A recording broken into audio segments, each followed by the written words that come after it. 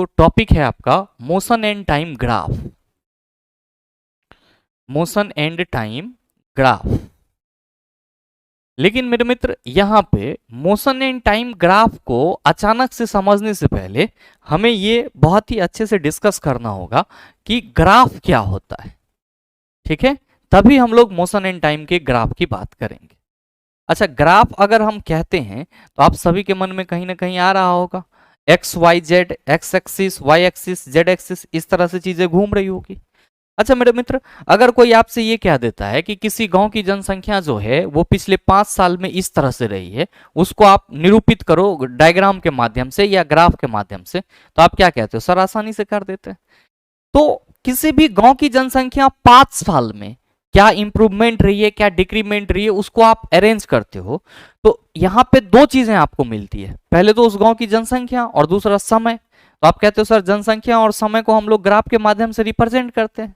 मेरे मित्र, आप सभी हमेशा ध्यान में रखना कि जब भी हम ग्राफ को परिभाषित करने की कोशिश करते तो सिंपली क्या कहते हैं कि दो राशियों के बीच संबंध बताने वाले, दो राशियों के बीच संबंध बताने वाले आरेख को ग्राफ बोला जाता है। आरेख बोले तो डायग्राम। तो आप सभी पहले तो इसका डेफिनेशन लिखेंगे क्या कि दो राशियों के बीच, दो राशियों के बीच, दो राशियों के बीच, दो राशियों के बीच संबंध बताने वाले,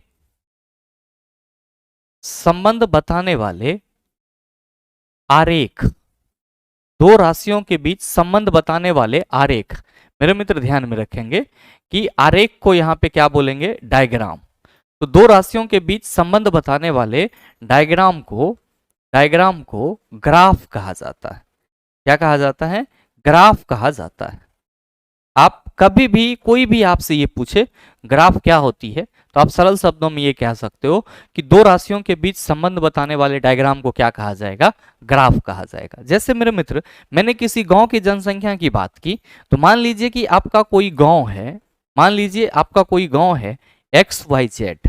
ठीक है, कोई गांव है आपका एक्स वाई जेड, कुछ भी नाम है इस गांव का, और ये इस तरह से बसा हुआ है। अब हम आपको ये कह दें कि इस गांव की जनसंख्या 2001 में, इस गांव की जनसंख्या 2001 में 500 थी, फिर 2002 में इस गांव की जनसंख्या कितनी हो गई? 1000 हो गई, फिर 2003 में इसकी जनसंख्या 700 हो गई, 2005 में 2004 में इसकी जनसंख्या जो है वो कितनी हो गई? तो सर 1200 हो गई। और इसको आपको एक डायग्राम के माध्यम से समझाना है तो आप क्या कहेंगे? आप कहेंगे कि गुरुजी इसके लिए तो हम एक डायग्राम बना सकते हैं। जैसे हम एक यहाँ पे लाइन ड्रॉ कर देते हैं, ये लाइन ड्रॉ कर देते हैं और यहाँ पे क्या लिख देते हैं? तो सर पहले 2001 लिख देते हैं, फिर 2002 लिख देते हैं, फिर 2003 लिख देते हैं, फिर 2004 लिख देते हैं और फिर यहाँ पे 2005 लिख देते हैं। ठीक है, अच्छा 2004 तक ही लिए, तो चलिए 2004 तक लिख दिए। अब चूंकि आप सभी यहाँ पे देख रहे हैं कि 2001 में जनसंख्या कितनी है? 500। तो मेरे मित्र यहाँ पे हम क्या करते हैं, इसको बताने के लिए ये इस तरह का ले लेते हैं सर एक लोगो और ये 500 लिख देते हैं। अब 2002 में कितनी है जनसंख्या? सर 1000, तो इससे डबल लेना होगा। तो मेरे मित्र ये हम कर दिए, तो ये हमारा क्या हो गया? 1000 के लिए हो गया। अब 2003 में घट जा रही है 700, तो सर 500 से ऊपर और 700 के नीचे रहेगा, तो हम लोग इसको कर दे रहे हैं। ये कितना हो गया सर? 700। अब 1200 हो जाती है, मतलब 2004 में ये 2000 से भी ऊपर जाएगा, सॉरी 2002 से भी ऊपर जाएगा इसका ग्राफ। तो सर ये इस तरीके से चला गया, तो ये क्या हो गया सर? 1200 हो गया। मेरे मित्र ये जो आपने किसी गांव की जनसंख्या को इस तरह से रिप्रेजेंट करा है, किसी गांव की जनसंख्या को आपने जो इस तरह से रिप्रेजेंट करा है, एक्चुअली इसी को क्या कहते हैं हम लोग कि किसी भी डाटा को डायग्राम के माध्यम से रिप्रेजेंट करना कहते हैं। ये आपका एक डाटा था, एक कलेक्शन था, जिसको आपने क्या करा? तो सर इसको आपने एक डायग्राम के माध्यम से रिप्रेजेंट कर दिया, तो यही क्या हो गया? आपका ग्राफ हो गया। ध्यान दीजिएगा कि यहाँ पे आप कह सकते हैं कि सर ये समय है, ये क्या है? समय। और यहाँ पे आप बात कर लेंगे तो क्या कहेंगे कि गुरुजी ऊपर वाला जो है वो जनसंख्या को बता रहा है, यानी कि पॉपुलेशन को बता रहा है। तो ये आपका ग्राफ हो गया। तो बस आपको ये चीज याद रखनी है कि जब कभी भी हम ग्राफ की बात करेंगे तो क्या कहेंगे कि दो राशियों के बीच संबंध बताने वाले आरेख को क्या कहा जाएगा, ग्राफ कहा जाएगा। क्या कहा जाएगा, ग्राफ किया जाएगा।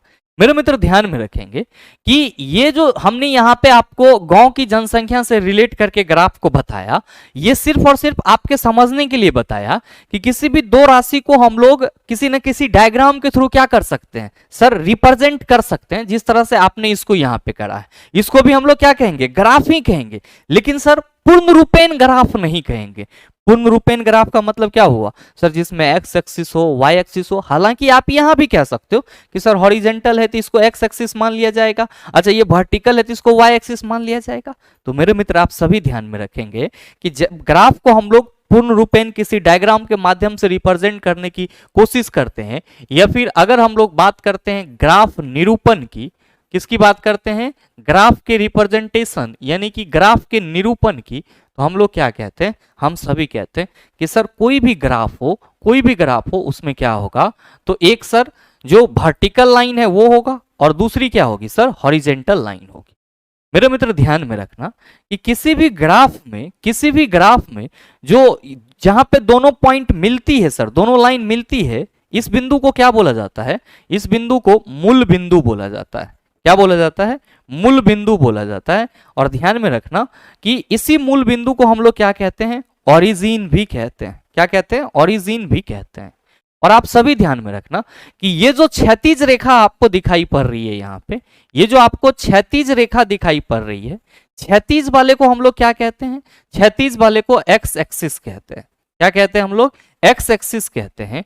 और यहाँ पे जो आपको उदग्र रेखा दिखाई पड़ रही है, यहाँ पे जो आपको उदग्र रेखा दिखाई पड़ रही है चेला जी, इसको हम लोग क्या कहते हैं, वाई एक्सिस कहते हैं।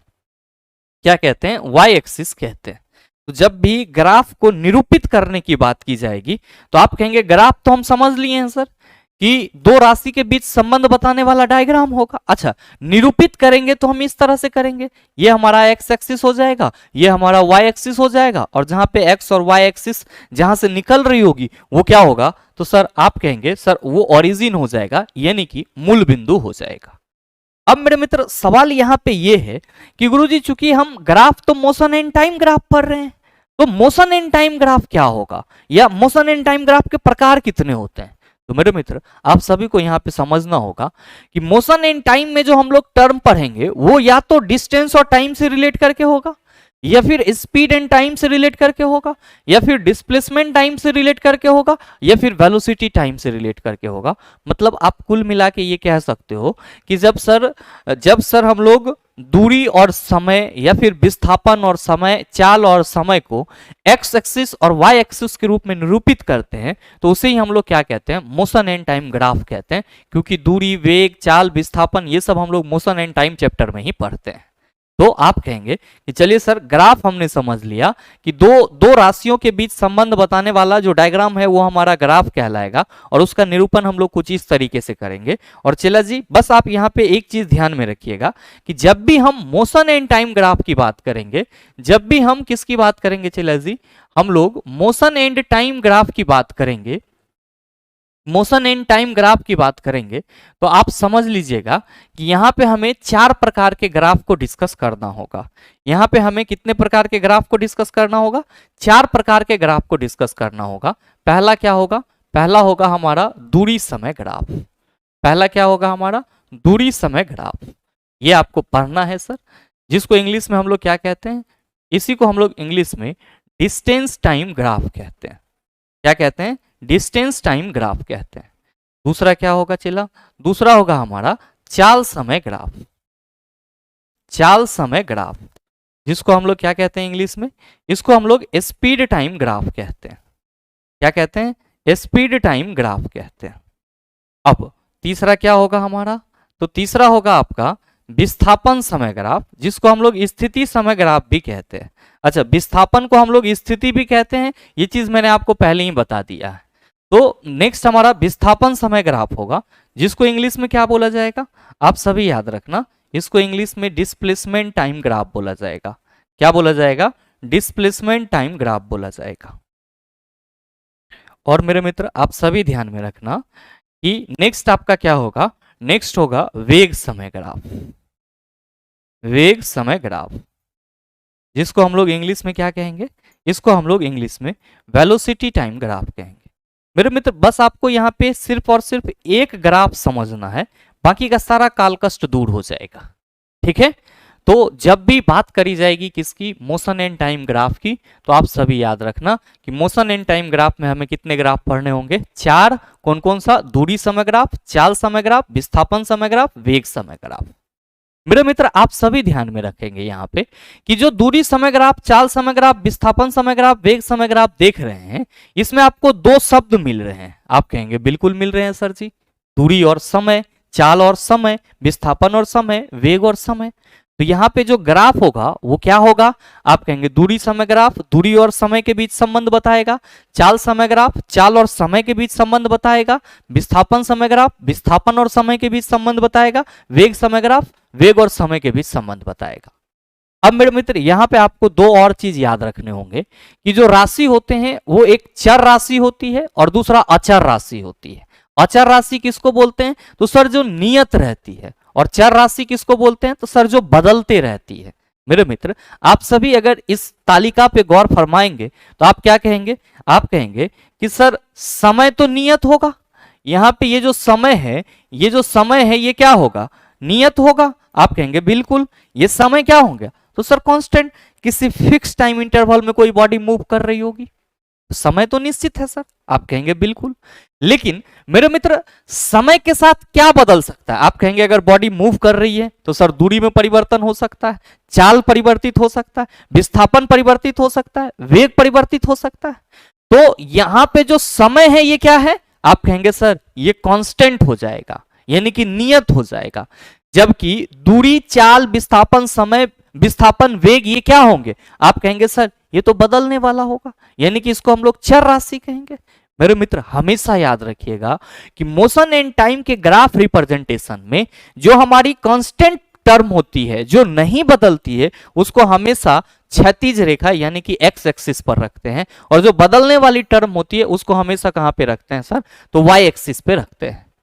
इस चीज को हमेशा कंठाग्र कर लेंगे, मोशन एंड टाइम ग्राफ में समय हमेशा किस पे होगा, आप कहेंगे एक्स एक्सिस पे, और बाकी के जो भी राशि होंगे वो कहां पे होंगे, वाई एक्सिस पे होंगे। जैसे चला जी, अगर हम यहाँ पे दूरी समय ग्राफ के लिए एक ग्राफ खींचे तो आप क्या कहेंगे कि गुरुजी ये जो है ये समय को बताएगा, ये तो ओरिजिन हो ही जाएगा, और ये वाला ऊपर जो टर्म है ये किसको बताएगा, आप कहेंगे सर दूरी को बताएगा। तो दूरी समय ग्राफ का प्रारूप आपका ऐसा होगा। चाल समय ग्राफ की बात करेंगे तो ध्यान दीजिएगा कि चाल समय ग्राफ यहाँ पे समय आ जाएगा और यहाँ पे चाल आ जाएगा, तो चाल समय ग्राफ हो गया। अच्छा, विस्थापन समय ग्राफ की बात करेंगे चला, तो आप क्या कहेंगे कि सर यहाँ पे विस्थापन आ जाएगा, सॉरी समय हमेशा एक्स एक्सिस पे होगा, यही गलती आपसे भी हो सकता है सर। तो समय हमेशा एक्स एक्सिस पे, अब विस्थापन यहां आ जाएगा। वेग समय ग्राफ की बात करेंगे तो आप कहेंगे सर समय यहां रहेगा और वेग यहां रहेगा, तो वेग समय ग्राफ हो गया। तो हमेशा याद रखिएगा कि दूरी समय ग्राफ में समय कहां पे होगी, एक्स एक्सिस पे, बाकी के जो भी टर्म होंगे वो कहां पे होंगे, वाई एक्सिस पे। दूरी समय ग्राफ में समय हमेशा कहां पे होगी, एक्स एक्सिस पे, बाकी के जितने भी टर्म होंगे वो कहां होगी सर, वाई एक्सिस पे होगी। Now the point is that sir what is distance time graph, ये दूरी समय ग्राफ क्या होता है। तो मेरे मित्र आइए अब हम लोग एक एक करके इन सभी ग्राफ को डिस्कस कर लेते हैं। ध्यान दीजिएगा कि जब हम लोग दूरी समय ग्राफ की बात करते हैं चला, तो सीधे सीधे हम लोगों को ग्राफ लेकर के ही समझना होता है चीजों को।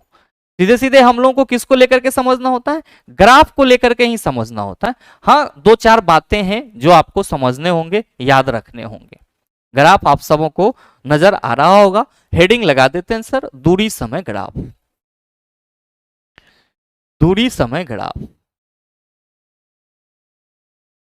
ध्यान दीजिएगा, इसको हम लोग इंग्लिश में क्या कहेंगे, डिस्टेंस टाइम ग्राफ। मैंने लिख दिया है, बार बार लिखने की जरूरत नहीं है, बस सिंपल ही याद रखना कि दूरी एवं दूरी समय ग्राफ किसके बीच संबंध बताएगा, दूरी एवं समय के बीच संबंध बताता है। दूरी एवं समय के बीच संबंध बताता है। बस ये चीज आप सभी ध्यान में रखना। अब याद रखिएगा कि दूरी समय ग्राफ हम लोग ड्रॉ कैसे करेंगे, तो आप सभी कहेंगे कि गुरुजी एक वाई एक्सिस और दूसरा एक्स एक्सिस लेंगे, और यहां पे हम किसको रखेंगे? आप कहेंगे सर ये तो ओरिजिन हो जाएगा, तो यहां पे आपका समय आ गया और यहां पे आपका क्या आ गया? दूरी आ गया। मेरे मित्र, जब हम लोग समय को एक्स एक्सिस पे और दूरी को वाई एक्सिस पे कुछ इस तरीके से रिप्रेजेंट करते हैं, तो यही हमारा क्या हो जाता है गुरुजी? दूरी समय ग्राफ हो जाता है। क्या हो जाता है? दूरी समय ग्राफ हो जाता है, जो कि दूरी और समय के बीच संबंध बताता है। मेरे मित्र, आप सभी के मन में आ रहा होगा कि गुरुजी चलो ठीक है, दूरी और समय के बीच संबंध बताएगा, लेकिन इस ग्राफ से हमारे जीवन में क्या इंपॉर्टेंस होगा, हमारे एग्जाम में हमें क्या फायदा मिलेगा? तो मेरे मित्र, आप सभी ध्यान में रखना कि आपके एग्जाम में दूरी समय ग्राफ दे दिया रहेगा और आपसे पूछा जाएगा कि इस दूरी समय ग्राफ से बताएं कि किसी क्षण वस्तु की चाल क्या रही होगी। आप कहेंगे अच्छा दूरी समय ग्राफ से चाल निकलेगा? बिल्कुल मेरे मित्र, आप सभी को मालूम है। क्या मालूम है? तो आप सभी कहते हैं कि गुरुजी हम सबों को मालूम है कि स्पीड इक्वल टू क्या होता है? डिस्टेंस बटा टाइम। स्पीड इक्वल टू क्या होता है? डिस्टेंस बटा टाइम। मतलब अगर कहीं पे दूरी दिया है और समय दिया हुआ है तो आप चाल नहीं निकाल सकते हैं? आप कहेंगे बिल्कुल निकाल सकते हैं। तो मेरे मित्र, मैं आपको यही समझाने की कोशिश कर रहा था, और आप सभी हमेशा कंठाग्र रखिएगा, आप सभी हमेशा कंठाग्र रखिएगा कि दूरी समय ग्राफ, दूरी समय ग्राफ, दूरी समय ग्राफ वस्तु के चाल को बताता है। दूरी समय ग्राफ वस्तु के चाल को बताता है, वस्तु के चाल को बताता है। यानी कि दूरी समय ग्राफ से आप क्या प्राप्त कर सकते हैं? तो सर किसी भी वस्तु के चाल को प्राप्त कर सकते हैं। Now the point is that sir how can we obtain speed from distance time graph? मेरे मित्र इजीली करेंगे कैलकुलेट, जरा सा आप यहां पे फोकस कीजिएगा। देखिए यहां पे आपको एक ग्राफ दिख रहा होगा, ये क्या है सर? तो सर समय जो है वो हमारा एक्स एक्सिस पे है, बिल्कुल है, और दूरी कहां है सर? वाई एक्सिस पे। मेरे मित्र इस चीज को आप ऐसे थोड़ा सा समझिएगा, इस चीज को आप ऐसे समझिएगा कि ये जो ओरिजिन है, ये यहां से टाइम की शुरुआत होती है 12:10, 12:30 पीएम, 12:50 पीएम, 1:10 पीएम, 1:30 पीएम। अच्छा, टाइम इंटरवल में टाइम कितना का डिफरेंस है? तो आप कहेंगे सर 20 मिनट का डिफरेंस है। मतलब 20 मिनट बाद आपका एक कैलकुलेशन यहां पे है, फिर 12:50, फिर 1:10, इस तरीके से। अच्छा, अब यहां पे 10 है, 20 है, फिर ये आप कह सकते हो सर 25, ये अगला 30 और ये 40, ये 10-10 के ग्रुप में है सर, बिल्कुल है। ध्यान देंगे कि कोई भी बॉडी जो है वो मूव कहां से करना स्टार्ट कर रही है? तो सर 12:10 पीएम से। कहां से सर? कितने बजे? 12:10 पीएम से। अच्छा, ये यहां से स्टार्ट कर रही है, तो यहां से यहां 10 है तो यहां 5 होगा। आप कहेंगे बिल्कुल। जब वो 12:10 पीएम से चल रही है तब वो 5 किलोमीटर की डिस्टेंस कवर कर चुकी होती है। अब फिर ये यहां से सर चलती है और कहां तक पहुंचती है सर? तो सर ये यहां तक पहुंचती है, ये यहां तक। तो सर यहां तक इसको पहुंचने में कितना टाइम लग जाता है सर? 20 मिनट का टाइम लग जाता है। अब फिर ये यहां से चलती है और यहां तक पहुंचती है, 20 मिनट का टाइम लगता है। फिर यहां से यहां पहुंचती है, 20 मिनट का टाइम लगता है। फिर आगे सर यहां तक। ठीक है। अब आपसे अगर कोई ये कह दे कि इस ग्राफ के सहायता से यहां पे जो चाल है, मतलब ये जो 12:10 है और फिर यहां पे 12:30 है, तो आप क्या कहेंगे कि सर 12:10 और यहां पे 12:30 है, तो जाहिर सी बात है कि यहां पे क्या होगा? 12:20 होगा। क्या होगा सर? 12:20 पीएम, क्योंकि 20-20 का अंतर है तो आधा 10 होगा। अब अगर आपसे कोई ये पूछ दे कि 12:20 और यहां पे कितना होगा चला, तो सर 12:30 से ये 50 है तो 12 ये 40 हो जाएगा, 12:40 पीएम। ठीक है। अब चला जी आपसे कोई ये पूछ दे कि ये बताइए कि ये जो वस्तु मूव कर रहा है, इसकी चाल 12:20 से 12:40 पीएम के बीच में क्या रही होगी? तब आप क्या कहेंगे? या फिर अगर आपसे ये पूछ दे कि इसकी चाल 12:50 से लेकर के 1:10 पीएम के बीच में क्या रही होगी, तब आप क्या कहेंगे? आप कहेंगे सर ये तो बड़ा मुश्किल हो जाएगा, हमें कैसे पता चलेगा? मेरे मित्र आसानी से पता चलेगा, बस थोड़ा सा ध्यान दीजिएगा। जब भी आपको डिस्टेंस टाइम ग्राफ से संबंधित क्वेश्चन मिले कि चाल क्या होगा, तो पहले आप ये देखिए कि टाइम इंटरवल कितना का है। तो आप कहेंगे सर आपने बोला 12:20 से 12:40, तो ये 12-20 का पॉइंट ये है और 12-40 का पॉइंट यहां पे ये है सर, ठीक है। अब ये दोनों यहां पे मिल रहा है, यहां तक आ रहा है, बिल्कुल सही। आप कहेंगे सर हाँ। अब ध्यान दीजिएगा कि 12-20 और 12-40 के बीच में कितना का अंतर है, 12-20 और 12-40 के बीच में कितना का अंतर है, तो आप कहेंगे सर 20 मिनट का अंतर है। मतलब क्या कि समय अंतराल आपका कितना है चला। अगर हम यहां पे थोड़ा पतला कर दिए हैं इसीलिए ताकि चीजें एडजस्ट हो, विजिबल हो। दिख रहा है कि नहीं दिख रहा है, बिल्कुल दिख रहा है। समय अंतराल कितना है सर आपका, तो आप कहेंगे सर समय अंतराल तो यहां पे 20 मिनट है। कितना है, 20 मिनट। अब मेरे मित्र ध्यान दीजिएगा कि समय अंतराल ये वाला पॉइंट अगर ए है और ये वाला पॉइंट अगर बी माने तो ए बी हमारा कितना है सर, 20। ये ए बी हमारा 20। अब ध्यान दीजिएगा कि 12-20 में ऑब्जेक्ट यहां पे था 10 किलोमीटर। अब 12-40 में ये कहां पे है, तो सर ये यहां पे है, यानी कि 20 किलोमीटर पे। तो दूरी में कितना परिवर्तन हुआ है, 10 से 20 हुआ है। तो आप कहेंगे सर जो हमारा दूरी है, जो हमारा दूरी है वो 10 किलोमीटर से 20 किलोमीटर हुआ है, तो दूरी में परिवर्तन कितना है, तो 20 माइनस 10 का ये कितना हो गया। आप कहेंगे गुरुजी 10 किलोमीटर का अंतर है। अब आपसे पूछा जा रहा है, अब आपसे पूछा जा रहा है कि यहां पे चाल क्या होगा। मेरे मित्र पहला चीज ग्राफ का यही होता है कि ग्राफ में जो डाटा दिए हुए हैं उससे आप क्या करो सर, तो उससे आप जो इंटरवल है समय अंतराल का हो या दूरी अंतराल का वो निकाल लो। तो आप कहेंगे सर यहां पे किलोमीटर में है और यहां पे मिनट में है, तो हम इसको आवर में चेंज करके बना सकते हैं, बिल्कुल बना सकते हैं सर। या फिर आप ये कर सकते हैं सर कि जो यहां पे मिनट है इसको आप सेकेंड में बदल लीजिए और फिर इसके साथ कर लीजिए, या फिर इसी को आवर में कर लीजिए। तो मतलब एक सिंपल लॉजिक क्या कहेंगे आप, सिंपल लॉजिक कहेंगे कि सर समय हमारा 20 मिनट है और आप सबों को मालूम है, आप सबों को मालूम है कि 1 आवर इक्वल टू कितना होता है, आप कहते हैं सर 60 मिनट। तो 1 मिनट इक्वल टू कितना हो जाएगा चला, 1 मिनट इक्वल टू कितना होगा, आप कहिएगा सर 1/60 आवर हो जाएगा। अच्छा 20 मिनट इक्वल टू कितना हो जाएगा, तो आप कहेंगे सर 20 मिनट इक्वल टू हो जाएगा, 20 मिनट इक्वल टू हो जाएगा 20/60, 20/60। ध्यान दीजिएगा क्या, आवर, 20/60 क्या सर, आवर। अब यहां पे हमें स्पीड पूछा है, तो हम तो ये कह सकते हैं सर कि स्पीड इक्वल टू क्या होता है, डिस्टेंस बटा टाइम। अच्छा डिस्टेंस आपने कितना निकाला, 10 किलोमीटर, और टाइम आपका कितना है 20/60। ध्यान दीजिएगा हमने इसको किलोमीटर पर आवर में चेंज कर लिया है, तो 20/60 ये क्या हो जाएगा, आप कहेंगे गुरुजी सॉल्व हो जाएगा। ध्यान दीजिएगा कि 10 अगुना क्या हो जाएगा 60/20, ये जीरो इसके साथ कैंसिल हो जाएगा, द्वितीया 6, ये कितना हो गया सर 30 किलोमीटर पर आवर की चाल है। कितना है सर, 30 किलोमीटर पर आवर की चाल है।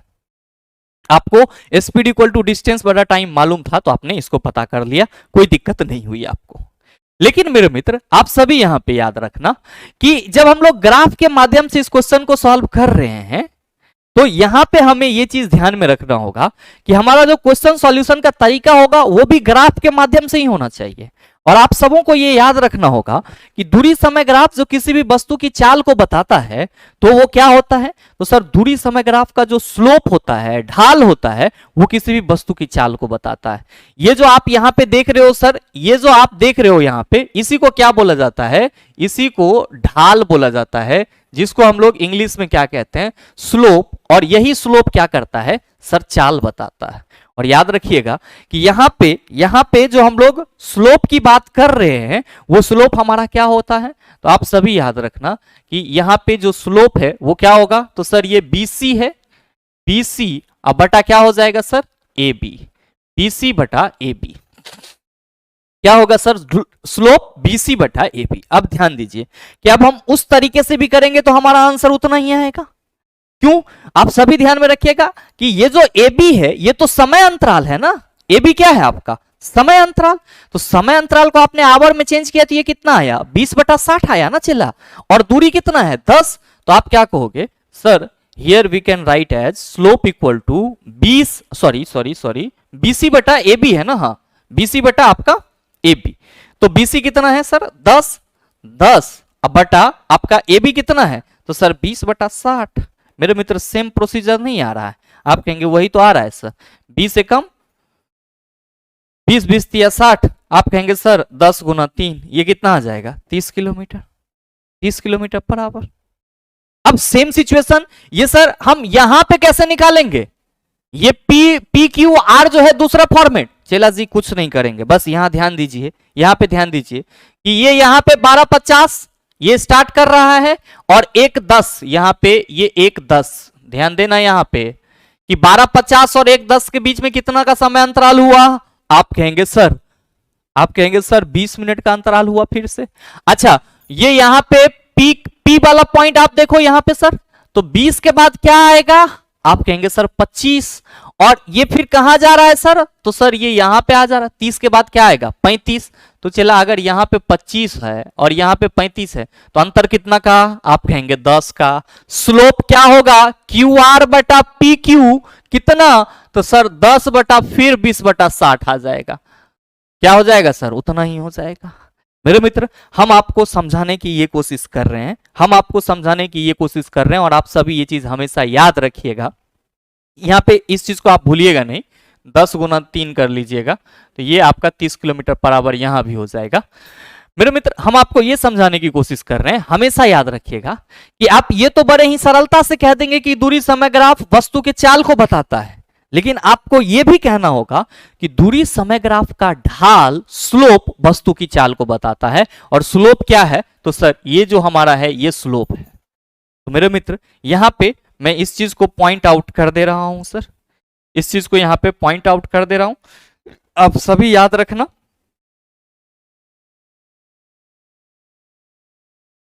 आप सभी याद रखना कि दूरी समय ग्राफ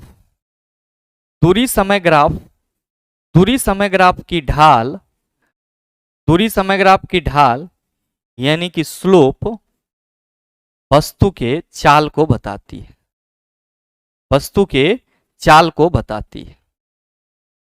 कोई दिक्कत नहीं होना चाहिए। और मेरे मित्र हमेशा ध्यान में रखना यहां पे चूंकि चाल आपने यहां पे भी 30 किलोमीटर पर आवर निकाला, यहां पे भी 30 किलोमीटर पर आवर निकाला, मतलब दोनों जगह पे चाल समान है, तो एक समान चाल से चल रही वस्तु के लिए दूरी समय ग्राफ हमेशा क्या होती है सर, एक सरल रेखा होती है या एक सीधी रेखा होती है, आप ये कह सकते हैं। तो तीसरा पॉइंट ये भी मेंशन कर ही लेंगे, चला तीसरा पॉइंट ये भी मेंशन कर ही लेंगे कि एक समान चाल के लिए दूरी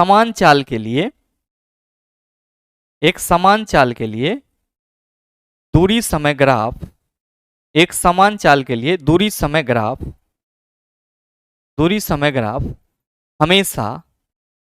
हमेशा एक सरल रेखा होती है, ये चीज आप सभी कंठाग्र रखना। क्या याद रखोगे कि दूरी समय ग्राफ की ढाल वस्तु के चाल को बताती है, और एक समान चाल के लिए दूरी समय ग्राफ हमेशा क्या होता है, एक सरल रेखा दूरी समय ग्राफ वस्तु के चाल को बताता है। कोई दिक्कत सर नहीं। आप कहेंगे सर एक समान चाल के लिए हो गया, लेकिन अगर हम किसी भी स्थिर वस्तु के लिए दूरी समय ग्राफ खींचेंगे तो कैसे कहेंगे। तो मेरे मित्र आप सभी ध्यान देना इस डायग्राम पे, सर इस डायग्राम पे। ये जो आपका डायग्राम है वो किसके लिए है, तो सर ये डायग्राम आपका स्थिर वस्तु के लिए दूरी समय ग्राफ है, स्थिर वस्तु के लिए दूरी समय ग्राफ, स्थिर वस्तु के लिए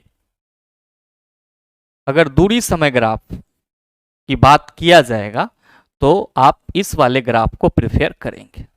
आप कहेंगे ऐसा क्यों गुरुजी। मेरे मित्र ध्यान दीजिएगा कि यहां पे ये क्या हो जाएगा, ओरिजिन मूल बिंदु, और ये क्या होगा, आप कहेंगे एक्स एक्सिस, तो एक्स एक्सिस पे समय रहेगा बिल्कुल, और ये हो जाएगा वाई एक्सिस, तो वाई एक्सिस पे क्या रहेगा, दूरी रहेगा। अब मेरे मित्र यहां पे आपको एक चीज नजर आ रहा होगा कि सर यहां पे जो हमने देखा दूरी समय ग्राफ, इसमें क्या हो रही थी सर, एक ढलान बन रहा था, स्लोप बन रहा था, लेकिन यहां पे ढलान नहीं बन रहा है, यहां पे समांतर जा रहा है समय अक्ष के। ध्यान दीजिएगा यहां पे कहा जा रहा है स्थिर वस्तु के लिए दूरी समय ग्राफ। अब मान लीजिए हम यहां पे एक जगह खड़ा है, चला हम आपको कुछ पढ़े हुए नहीं करे, हम यहाँ पे खड़ा हैं, हम कुछ आपको पढ़े हुए नहीं करे, 40 मिनट बीत जाए तो आप क्या कहेंगे कि सर आप एक जगह स्थिर हो गए, कुछ बोलबे नहीं किए, समय तो भाग गया। मतलब क्या हुआ कि समय के अगर पैरेलल में हमारा डायग्राम खींचा जाए तो क्या कहेंगे, आप कहेंगे जैसे जैसे समय चलता गया वैसे वैसे आप स्थिर रहते गए। अगर कोई गाड़ी रुकी हुई है कहीं पे या कोई चीज स्थिर है कहीं पे, तो सर सिर्फ और सिर्फ क्या बढ़ेगा, सर समय बढ़ेगा। सिर्फ और सिर्फ क्या बढ़ेगा, समय बढ़ेगा। अब मान लीजिए कि कोई ट्रक कहीं से 5 किलोमीटर की दूरी कवर कर लिया, अब 5 किलोमीटर के बाद वो स्थिर हो गया, तो 10 सेकेंड बाद वो वहीं पे है, फिर अगले 10 सेकेंड में वहीं पे है, अगले 10 सेकेंड में वहीं पे है, अगले 10 सेकेंड में वहीं पे है, अगले 10 सेकेंड में वहीं पे है, अगले 10 सेकेंड में वहीं पे है, अगले 10 सेकेंड में वहीं पे है। अब देखिए इस सब डॉट को मिला दीजिए तो आप क्या कहिएगा कि सर स्थिर वस्तु के केस में जो दूरी समय ग्राफ होता है वो समय अक्ष के समांतर होता है। क्यों? क्योंकि वस्तु तो स्थिर रहती है लेकिन समय चलते रहता है। यहां पे इस चीज को आप नोट करके मेंशन कर लेंगे, नोट करके मेंशन कर लेंगे चला जी, क्या कि स्थिर वस्तु के लिए स्थिर वस्तु के लिए स्थिर वस्तु के लिए दूरी समय ग्राफ, स्थिर वस्तु के लिए दूरी समय ग्राफ समय अक्ष के, स्थिर वस्तु के लिए दूरी समय ग्राफ समय अक्ष के समांतर होता है, समय अक्ष के समांतर होता है। ठीक है, ये क्वेश्चन आपसे पूछा जाता है सर, वीवीआई है इसीलिए आप सभी इसको याद रख लीजिएगा। ठीक है, कि कोई भी स्थिर वस्तु के लिए दूरी समय ग्राफ ड्रॉ करेंगे तो वो क्या होगा, समय अक्ष के समांतर होगा। अब आप सबों के मन में आएगा, आपने एक समान चाल के लिए बता दिया, स्थिर वस्तु के लिए बता दिया, लेकिन असमान चाल के लिए अगर हम लोग दूरी समय ग्राफ खींचेंगे तो नहीं खींचाएगा, बिल्कुल खींचाएगा मेरे मित्र। तब आपको इस ग्राफ पे थोड़ा सा गौर फरमाना होगा, ध्यान दीजिएगा इस ग्राफ पे। यहां पे जो आपको ग्राफ दिखाया जा रहा है, यहां पे जो आपको ग्राफ दिखाया जा रहा है सर, ये क्या है, तो सर ये तो इसका ओरिजिन हो जाएगा और ये वाली लाइन क्या हो जाएगी, आप कहेंगे सर एक्स एक्सिस, जाहिर सी बात है इस पे समय होगा, और ये वाली दूरी है तो आप कहेंगे सर जाहिर सी बात है ये वाई एक्सिस होगा। अब मेरे मित्र इसके डायग्राम को आप सभी ध्यान देना, यहां पे क्या हो रहा है कि वस्तु यहां से स्टार्ट हो रही है और यहां पे पहुंची, और फिर ये यहां से चली यहां पे पहुंची, यहां से चली यहां पे पहुंची, यहां से फिर यहां पे, और फिर ये ऐसे जा रही है। तो आप क्या देख रहे हैं कि सर वस्तु का चाल एक समान नहीं है, अगर एक समान रहता तो एक सीधी रेखा में ग्राफ बनता, चूंकि असमान है, कभी ये तेजी से चल रहा है कभी ये धीमा हो जा रहा है, तो हम ये कहेंगे कि ये असमान है। और मेरे मित्र किसी भी वस्तु के असमान चाल के लिए जो दूरी समय ग्राफ होती है वो क्या होती है, एक वक्र रेखा होती है। जैसे मैंने आपको यहां पे बताया कि एक समान चाल के लिए दूरी समय ग्राफ हमेशा एक सरल रेखा होती है, तो क्वेश्चन आपसे ये भी पूछा जा सकता है कि असमान चाल के लिए दूरी समय ग्राफ हमेशा क्या होती है, आप कहेंगे वक्र रेखा होती है। तो मेरे मित्र यहां पे स्पेशल हिंट करके आप सभी लिख लेना, स्पेशल हिंट करके आप सभी लिख लेना, क्या लिखेंगे, आप सभी लिखेंगे कि असमान चाल के लिए, असमान चाल के लिए, असमान चाल के लिए, चाल के लिए दूरी समय ग्राफ, असमान चाल के लिए दूरी समय ग्राफ हमेशा हमेशा एक वक्र रेखा होती, एक वक्र रेखा होती है। और समान चाल के लिए दूरी समय ग्राफ हमेशा क्या होती है, एक वक्र रेखा होती है। अब आप कहेंगे कि गुरुजी फिर असमान चाल के लिए हम लोग असमान चाल के लिए जो दूरी समय ग्राफ निकालेंगे लिखेंगे उससे हम चाल नहीं प्राप्त कर सकते हैं, बिल्कुल कर सकते हैं। ध्यान रखेंगे कि असमान चाल के लिए जो दूरी समय ग्राफ होगा किसी भी स्थिति में उसका जो स्लोप होगा, ये वाला जो स्लोप है वो उसको उसकी क्या बताएगा सर, तो सर स्पीड को बताएगा। तो हमेशा ध्यान में रखेंगे कि असमान चाल के लिए दूरी समय ग्राफ का जो किसी क्षण स्लोप होगा वही क्या बताएगा सर, उसकी चाल को बताएगा। यानी कि असमान चाल के लिए भी अगर हम लोग दूरी समय ग्राफ ड्रॉ करते हैं तो उसके स्लोप से हम पता कर सकते हैं कि वस्तु की किसी क्षण कितनी स्पीड रही है। और मेरे मित्र एक और चीज आप सभी ध्यान में रखना कि किसी भी वस्तु का किसी भी वस्तु के लिए दूरी समय ग्राफ का ढाल जितना ज्यादा होगा उस वस्तु का वेग उतना ही ज्यादा होगा, और स्लोप जितना कम होगा उसका वेग क्या होगा सर, उतना ही कम होगा। ये चीज भी आप सभी ध्यान में रखना कि किसी भी वस्तु के लिए दूरी समय ग्राफ का स्लोप जितना ज्यादा उसकी स्पीड उतनी ज्यादा होगी। मैं यहां पे लिख दे रहा हूं सर, मैं यहां पे लिख दे रहा हूं कि किसी वस्तु के लिए, किसी वस्तु के लिए दूरी समय ग्राफ, किसी वस्तु के लिए दूरी समय ग्राफ का ढाल जितना ज्यादा होगा, का ढाल जितना ज्यादा होगा, किसी वस्तु के लिए दूरी समय ग्राफ का ढाल जितना ज्यादा होगा, उसकी चाल उतनी ज्यादा होगी, तथा ढाल जितना कम होगा, चाल भी क्या होगा, चाल भी उतना ही कम होगा।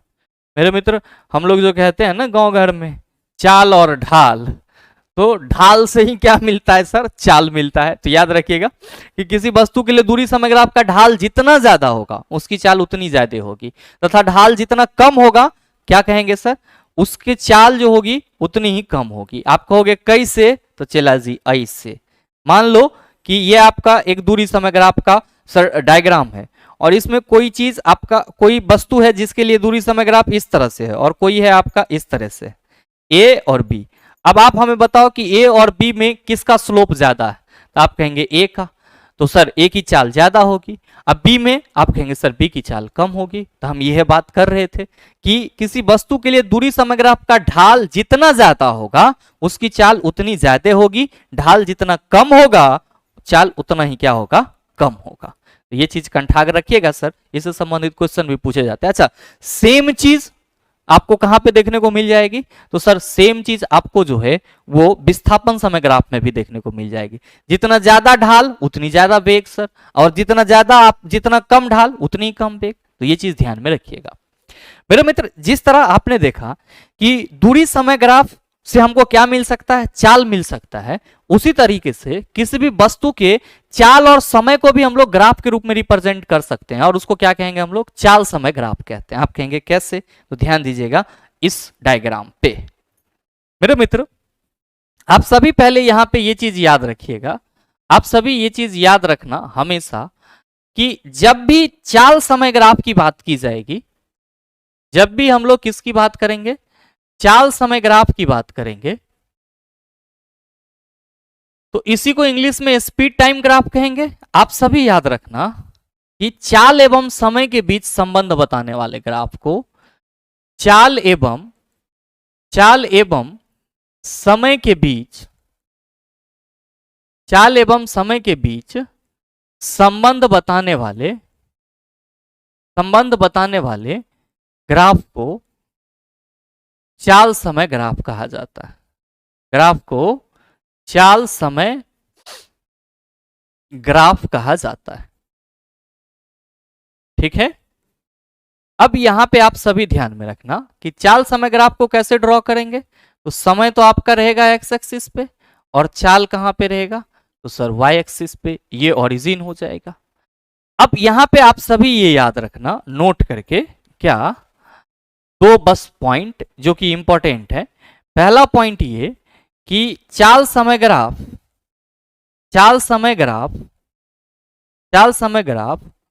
वस्तु द्वारा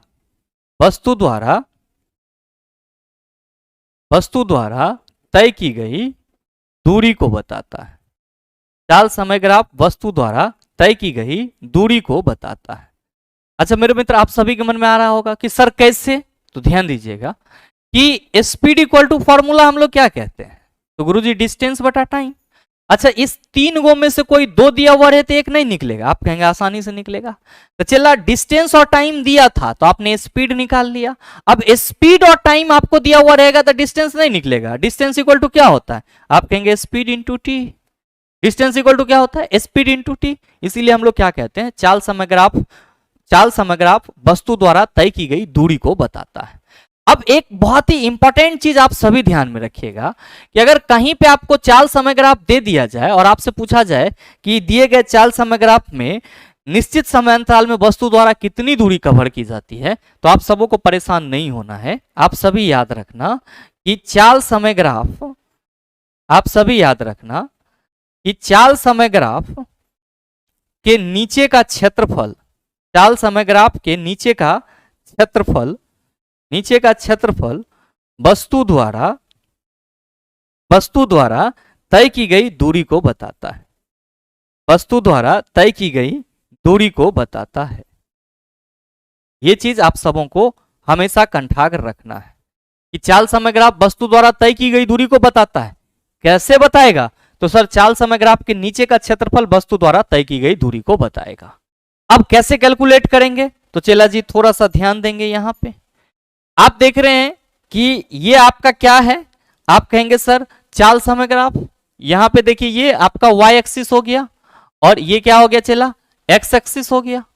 x एक्सिस पे समय है और y एक्सिस पे आपका चाल दिया हुआ है। याद रखेंगे ये वाला पॉइंट ओरिजिन हो गया। अब अगर आपको ये कह दे कि यहां पे t1 है और यहां पे t2 है, तो t1 और t2 के बीच वस्तु द्वारा कितनी दूरी कवर की गई, तब आप क्या कहेंगे? तो मेरे मित्र आप सभी ध्यान देना, यहां पे चूंकि वस्तु यहां से सीधे स्टार्ट हो रही है और 20 मीटर पर सेकंड यहां पे है, तो आप ये कह सकते हैं कि वस्तु 20 मीटर पर सेकंड से आगे बढ़ रही है। और जैसे जैसे वस्तु आगे बढ़ रही है तो ध्यान दीजिएगा यहाँ पे समय पे, यहाँ पे 20 दिया गया है, यहाँ पे 40 दिया गया है, तो आप कहेंगे बीच में 30 होगा, यहाँ पे क्या होगा 10 होगा, यहाँ पे क्या होगा 50 होगा, 10-10 के अंतर है, यही ना होगा। अब ध्यान दीजिएगा कि चाल वस्तु जो है वो 10 मीटर पर सेकंड के वेग से चल रही थी। चूंकि ध्यान देना यहां पे कि चाल यहां पे क्या है, नियत है। चाल यहां पे क्या है, नियत है। और जब चाल यहां पे नियत है तो ये 20 मीटर पर सेकंड के वेग से चल रही है, तो सर इसी वेग से ये चलते जा रही है और चलते ये यहां पहुंच गई। आपसे पूछ दिया कि 10 सेकंड से लेकर के 50 सेकंड के बीच जो वस्तु चली है, इस दौरान इसने कितना दूरी कवर किया है, तो आप क्या कहेंगे कि सर समय अंतराल 50 माइनस 10 कितना हो जाएगा 40, और कितना का चाल से चल रही है। चूंकि सर 20 मीटर पर सेकंड से ये स्टार्ट की है, तो 20 मीटर पर सेकंड से चल रही है, तो चाल तो इसका फिक्स है सर कितना 20 मीटर। तो हम कहेंगे सर कि चाल तो इसका हो गया 20 मीटर। कितना हो गया 20। अच्छा आप अभी जस्ट देखे हैं कि डिस्टेंस इक्वल टू क्या होगा, स्पीड इंटू टाइम। तो टाइम इंटरवल आपका ई है, टी आपका ये है, तो आप क्या कहेंगे कि sir s equal to 20 into 40 कर देंगे, ये कितना हो गया 800 मीटर। कितना हो गया 800 मीटर। मेरे मित्र ये चीज तो आपने तब किया जब आपको फॉर्मूला मालूम था। आपने यहां पे फटाक से पकड़ लिया कि सर ये 20 से स्टार्ट हुआ है तो 20 मीटर पर सेकंड के नियत वेग से चल रहा है। लेकिन यहां पे जो आपने बताया है गुरुजी कि चाल समय ग्राफ के नीचे का क्षेत्रफल वस्तु द्वारा तय की गई दूरी को बताता है, तो ये क्षेत्रफल क्या होगा? मेरे मित्र आपसे पूछा गया कि T1 और T2 के बीच, तो इसको हम यहां पे मिला लेते हैं और ये यहां पे मिला लेते हैं, ये यहां पे मिला लेते हैं, ऐसे।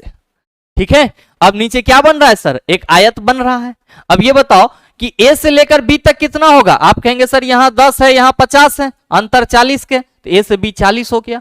अच्छा ये AD, तो आप क्या कहेंगे कि सर 0 से 20 तक है, तो ये 20 हो गया। मेरे मित्र जो आपका नीचे का क्षेत्रफल है, जो आपका नीचे का क्षेत्रफल है वो क्या है, आप कहेंगे आयत ABCD का क्षेत्रफल, आयत ABCD का क्षेत्रफल। और चेला जी यहां पे आयत ABCD का क्षेत्रफल में आप क्या कहोगे, आप कहोगे कि सर लंबाई गुना चौड़ाई होगा, लंबाई गुना चौड़ाई होगा। चेला जी लंबाई कितना है, आप कहेंगे 40, चौड़ाई कितना है 20, कितना आंसर आ रहा है सर 800 क्या मीटर।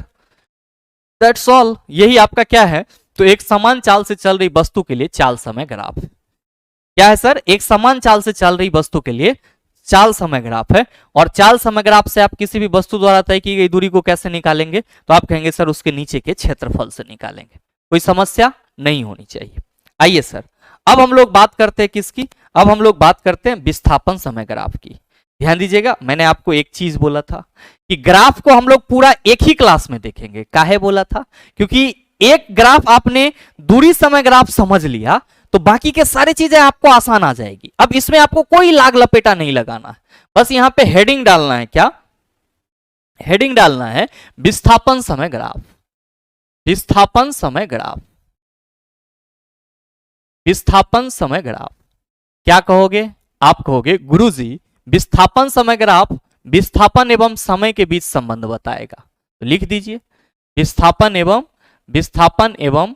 समय के बीच संबंध बताता है, विस्थापन एवं समय के बीच संबंध बताता है,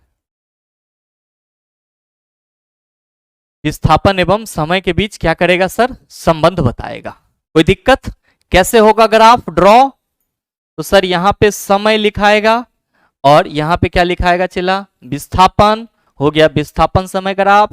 बस याद रखना दूरी वाला सारा बात, दूरी समय ग्राफ वाला सारा बात। क्यों? क्योंकि वेग इक्वल टू विस्थापन बटा समय कहते हैं, जिस तरह स्पीड इक्वल टू डिस्टेंस बटा टाइम कहते हैं, उसी तरह हम लोग वेलोसिटी इक्वल टू डिस्प्लेसमेंट बटा टाइम कहते हैं। तो मेरे मित्र आप सबों को यहाँ पे नोट करके ध्यान में रखना होगा, आप सबों को यहाँ पे नोट करके ध्यान में रखना होगा ये चीज कि विस्थापन समय ग्राफ, पहला पॉइंट में विस्थापन समय ग्राफ वस्तु के वेग को बताता है, वस्तु के वेग को बताता है। कोई दिक्कत नहीं होना चाहिए। दूसरा पॉइंट याद रखेंगे कि विस्थापन समय ग्राफ का ढाल यानी कि स्लोप, विस्थापन समय ग्राफ का ढाल यानी कि स्लोप वस्तु के वेग को बताता है, वस्तु के वेग को बताता है। ठीक है। तीसरा पॉइंट आप सभी याद रखना कि एक समान वेग के लिए विस्थापन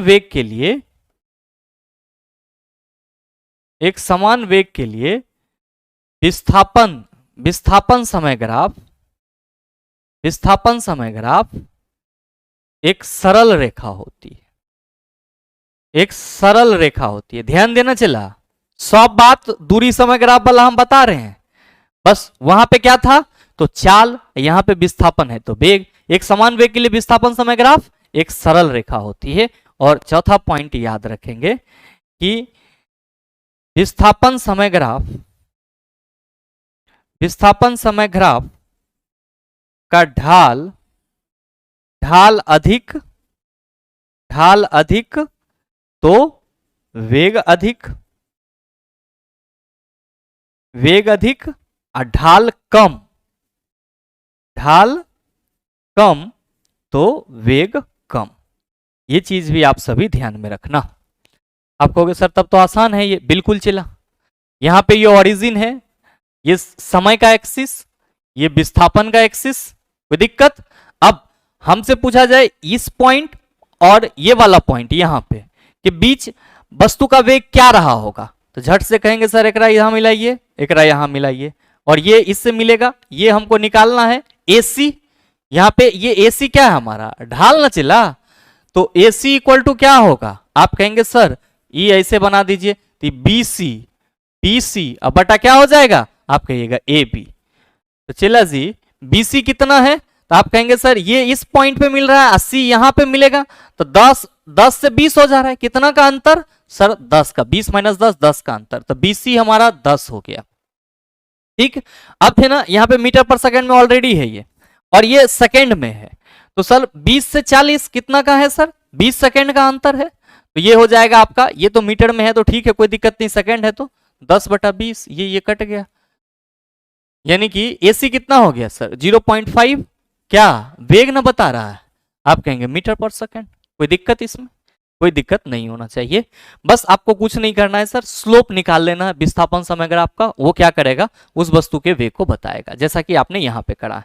अगर ऐसे भी आपको मालूम है कि सर डिस्प्लेसमेंट बटा टाइम वेग होता है, तो आप कहेंगे सर टाइम इंटरवल 40 में से 20 गया तो 20 सेकेंड, जो आपका डिस्प्लेसमेंट इंटरवल है वो कितना है 10, तो विस्थापन बटा समय कितना होगा 10/20, तो 0.5 मीटर पर सेकेंड। बस जो दूरी समय ग्राफ का कंसेप्ट था सर वो सेम चीज आपके विस्थापन समय ग्राफ में है, और कोई अलग से चीजें नहीं है। हाँ, अब जो आपको नेक्स्ट वेग समय ग्राफ पढ़ना है सर, उसमें आपको थोड़ा सा मतलब समझना होगा चीजों को।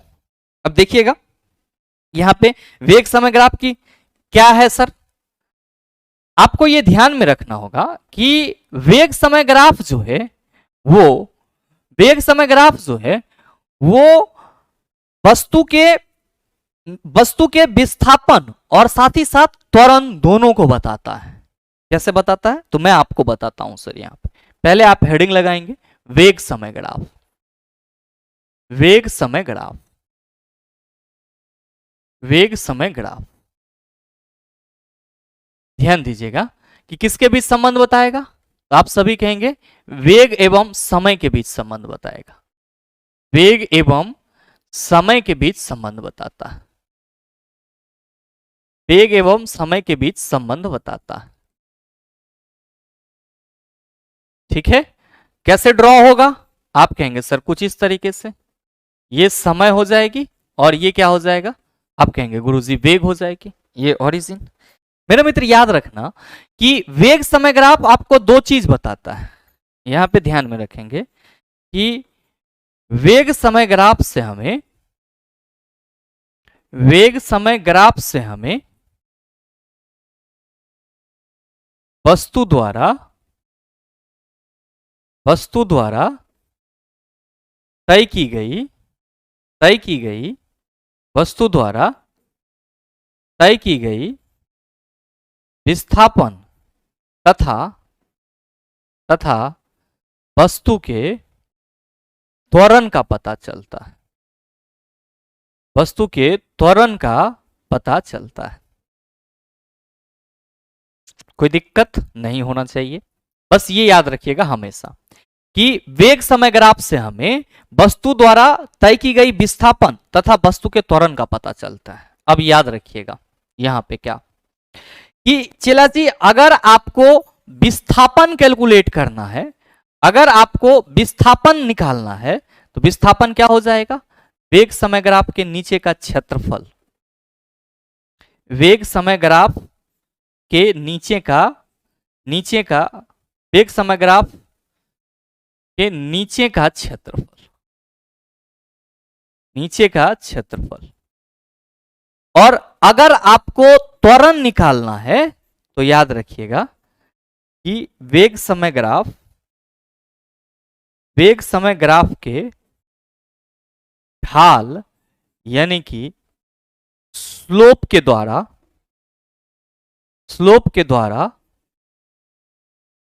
त्वरण का पता लगाया जाता है,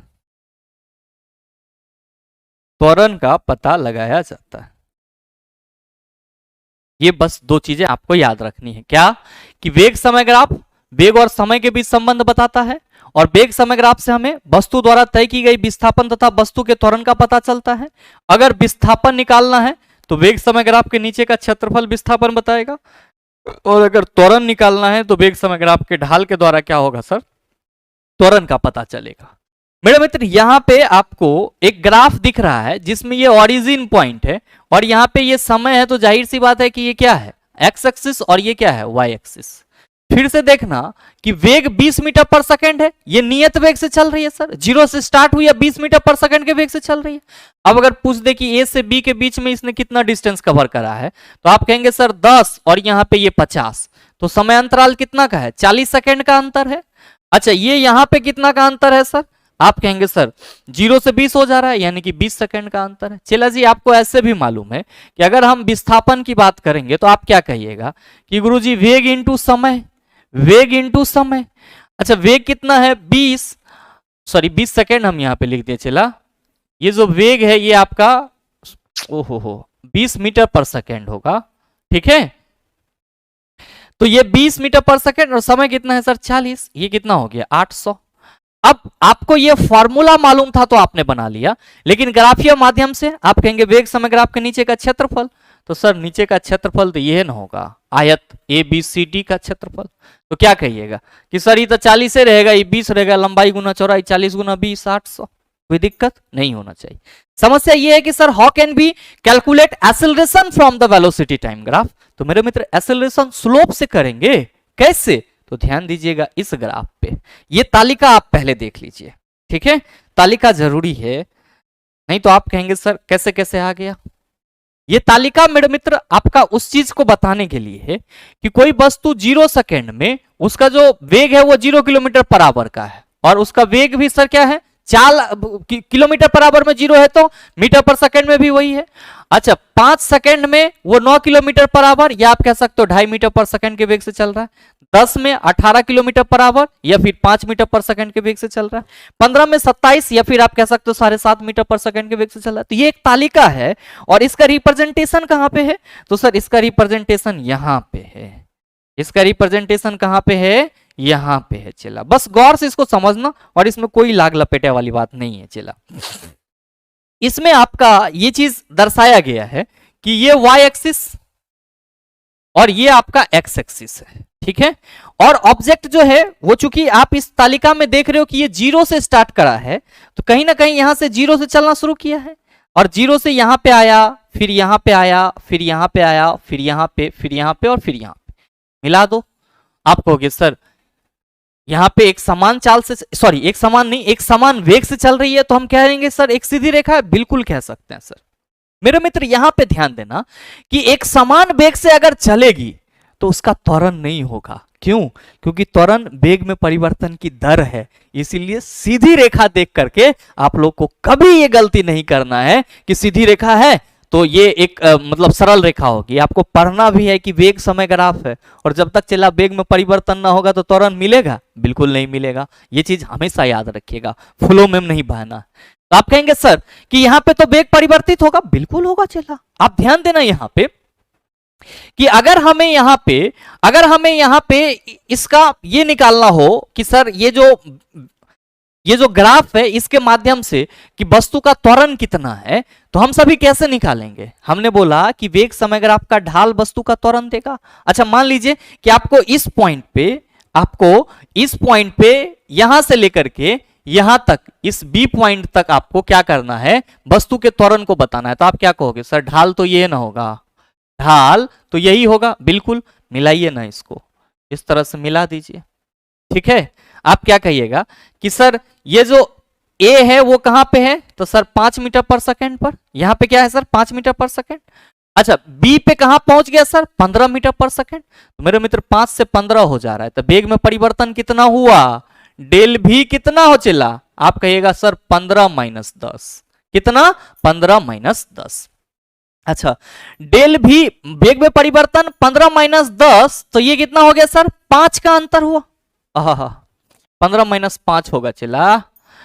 डेल भी यानी कि वेग में परिवर्तन 15 माइनस 5 कितना हो गया सर? 10 मीटर पर सेकेंड, यानी कि वेग इसका परिवर्तित हुआ। अब यहां पे समय कितना लगा? तो सर ये यहां पे 10 पे है और सी यहां पे 30 पे।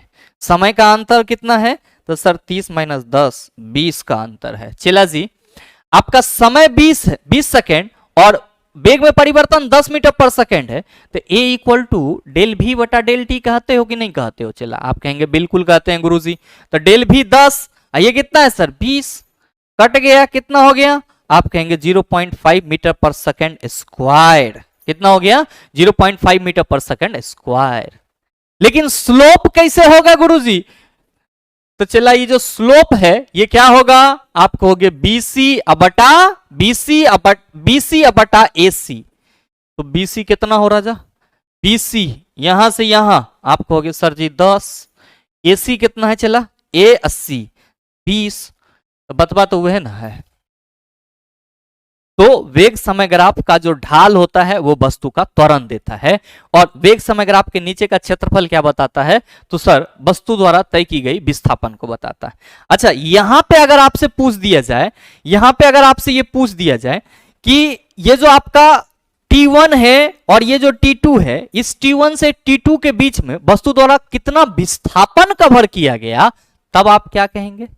तब आप सभी कहेंगे कि सर ये जो हमारा एक समलंब चतुर्भुज बन गया है, इसका जो क्षेत्रफल होगा वही इसका विस्थापन होगा। बिल्कुल मेरे मित्र ध्यान देना, इसको आप ऐसे भी तोड़ सकते हो, जैसे ये वाला ABCD, सॉरी ये ACG और क्या है F, और ये यहां पे B है ना।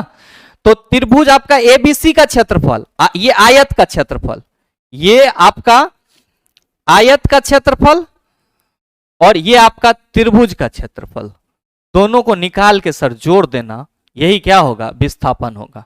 आप कहोगे सर आप ही निकाल के बता दो एक बार, तो चला जी लीजिए ना, ये 10 से 40, 10 से 30 हुआ यहाँ पे, तो 20 का अंतर हुआ, तो ये 20 तो सर इस आयत के लिए भी लंबाई हो गई और इस त्रिभुज का भी आधार हो गया। आप कहेंगे बिल्कुल। अब ध्यान देना कि ये यहाँ पे सर 10 है और ये यहाँ पे क्या है सर 5, तो ये जो है ये तो आपका वेग है, लेकिन ये चौड़ाई क्या है सर, एक्चुअली सर वेग तो 0 से 5 कितना का डिफरेंस हो रहा है सर, तो 0 से 5 5 का ही अंतर हो रहा है।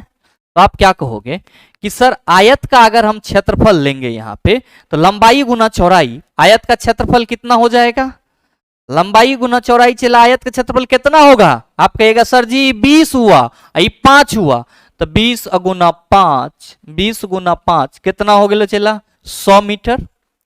अब ध्यान देना कि त्रिभुज का क्षेत्रफल, तो क्या कहोगे सर 1/2 इंटू आधार गुना ऊंचाई, आधार तो यह ना होगा चला, आधार तो यह ना होगा।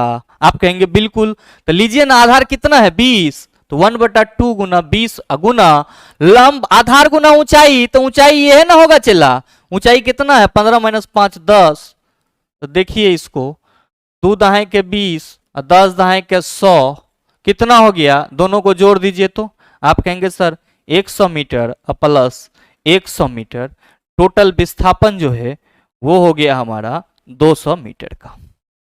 कितना हो गया सर 200 मीटर का। तो मेरे मित्र यही आपका क्या था, वेग समय ग्राफ था, जिसके सहारे से आप क्या कर सकते हो, तो किसी वस्तु का त्वरण भी प्राप्त कर सकते हो और साथ ही उसके द्वारा कितना विस्थापन तय किया जा रहा है उसको भी प्राप्त कर सकते हो। मेरे मित्र आप सभी यहाँ पे एक और डायग्राम को अपने माइंड में रखना बहुत ही जरूरी है ये आपके लिए, कि आप देख रहे थे कि यहाँ पे आपको त्वरण क्या मिला, धनात्मक मिला।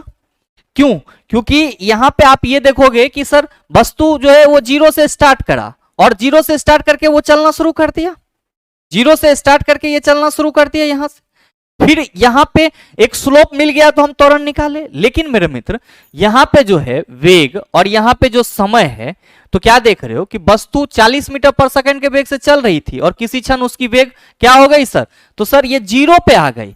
तो सर जब भी आपको इस टाइप का ग्राफ दिखे ना, तो आप समझ जाना कि ये मंदन के लिए ग्राफ है। किसके लिए ग्राफ है सर, मंदन के लिए ग्राफ है।